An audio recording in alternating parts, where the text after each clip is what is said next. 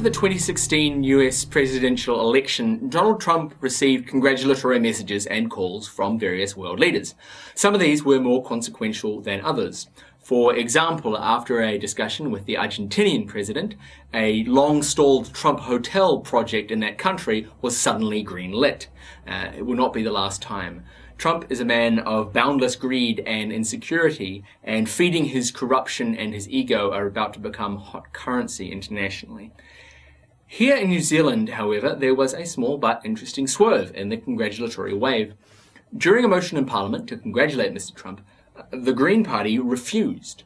To quote Materia Ture, "No, I will not support this motion to congratulate Trump, and neither will the Green Party. We vow to fight the climate change denial, the misogyny, and the racism represented by Trump. We will not let hate triumph." This statement was, of course, mocked as being a pointless gesture by a minor party in a small country. It was derided as being futile by those with a dubious grip of what a moral stand actually means. Respect is not something that is automatically delivered. It's something that has to be earned. It's something that can be lost. Trump has done little to earn respect, and his litany of words and deeds prior to the election and since it have done considerable amounts to lose respect. Yet the topic of this video is not Donald Trump, or how world leaders or even our own leaders congratulated him. The issue I felt the need to talk about has been with this country long before the improbable rise of Donald Trump, and it's one that permeates the political discourse in this country to an almost habitual level. Because I said a word that triggers a percentage of the New Zealand population to stop listening, to lock down and reflexively refuse any further information. I said the word Greens. And even now, some of you are forming images of naive, pot-smoking hippies, of protesters chaining themselves to trees, of various dated and derisive stereotypes, conjured by a word as if I wasn't referring to the third largest political party in this country. And my concern is not that you might have disagreement with their policies. This is a healthy part of a functioning democracy. My concern is that before any such conversation can even begin, it's terminated by reflexive disdain. And this disdain, this dismissal, does not linger purely of its own accord. It's cultured for political gain by those with a vested interest in preventing that discussion.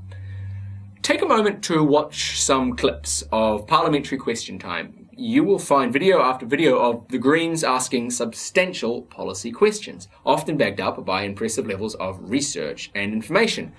Then watch the response: evasion, dismissal, and derision.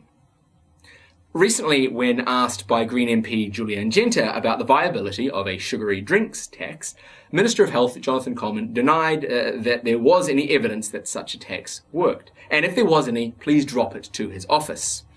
The Greens then tabled study after study, providing precisely the evidence he'd denied existing. And in response to this, he repeated that he'd been advised that there was no evidence.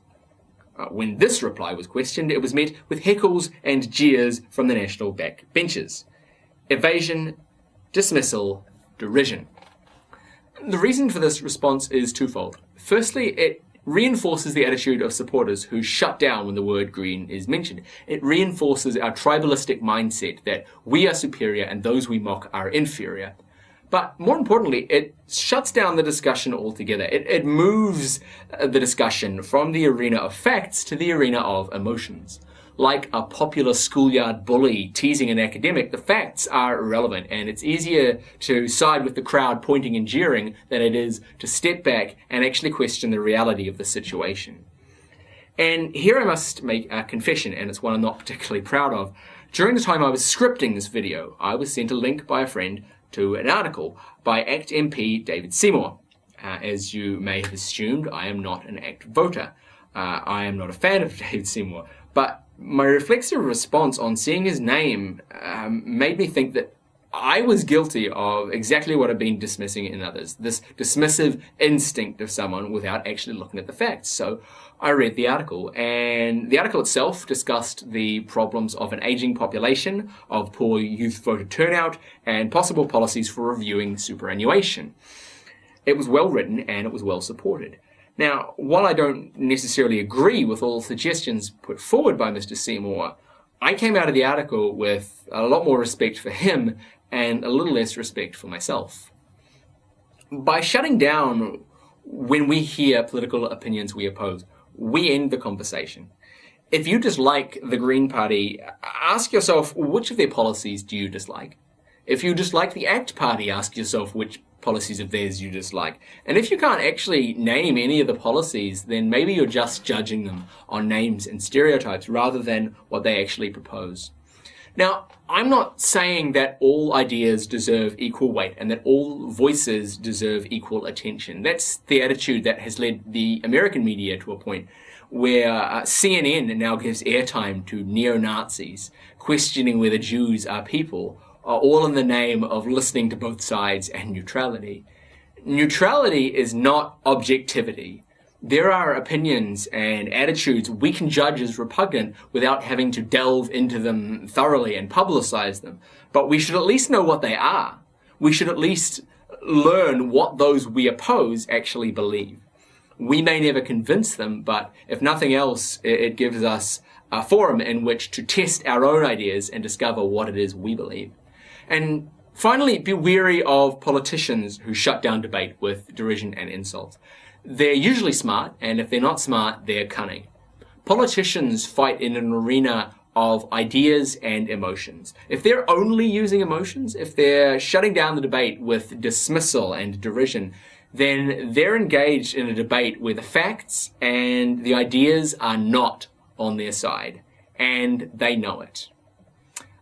Finally, I'd like to comment that I've just received the information during the filming of this video that John Key is standing down as national leader or as Prime Minister, and I am likely to comment on that on future videos. We shall see how that unfolds. Take care and be heard.